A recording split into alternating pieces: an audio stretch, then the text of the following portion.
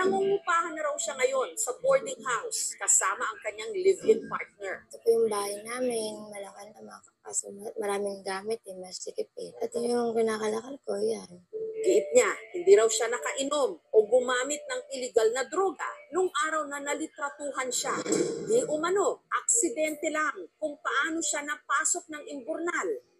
Habang naglalakad daw kasi siya, nahulog daw sa imburnal ang daladala niyang cutter blade. Mayroon po kasi akong hawak ng plastic na biglang dumulas po siya, tumama po siya sa bato. Nalaglag po kasi yung cutter blade ko po. Pinilit ko nga lang po ipasok sa sarili para makuha ko yung cutter blade. Ganito po yung inuwa ko sa grenades na cutter blade. Ginamit ko po sa panghalakal. Wala na po kasi pambili, mami.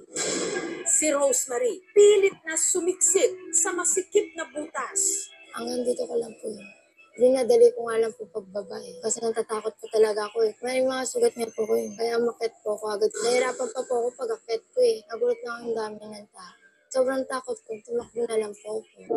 Wala rin naman daw katotohanan ng mga kumalat na kwento na kaya siya kumaripas ng takbo ay dahil hinabol siya ng mga pulis. Wala naman po ginawang kasalanan. Ang akin lang po, pinaglaban ko sa sarili ko. Kinuha ko lang po talaga yung cutter blade. Pero si Rosemary ay inamin sa aming team. Di po ako doon sa may maliit na greenies na pinasukan ko.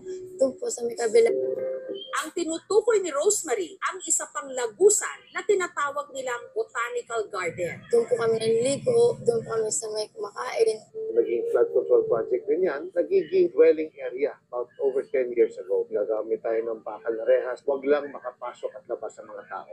First time po ito na may insidente na ganito. Siniguro naman nila po muna na wala na pong natira doon na tao sa loob. Nagsimula na rin po kami makipag-coordinate para ma-check. Dahil nga po yung alam naman natin na maaring taguan po ito ng mga kawatan. Mga CCTVs, magpapadagdag kami para talagang mas mabigyan natin ng proteksyon ang ating komunidad.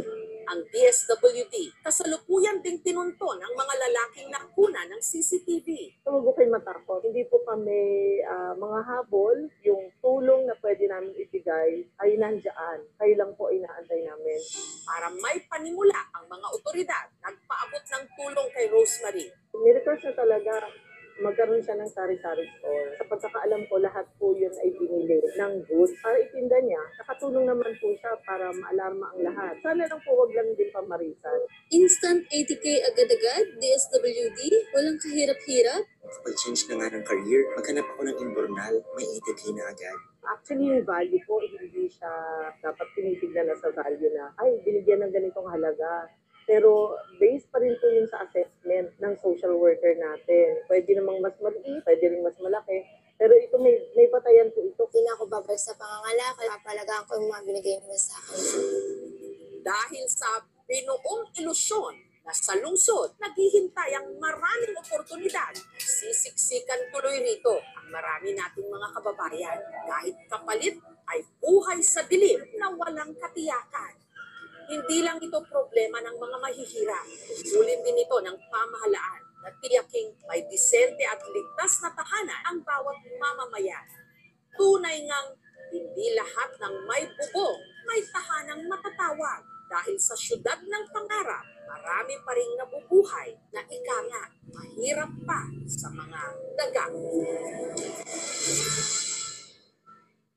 Bahagi po ng aking ika-4 na dekada na sa industriya ng pamamahayag. Sa linggong ito, inilunsad na po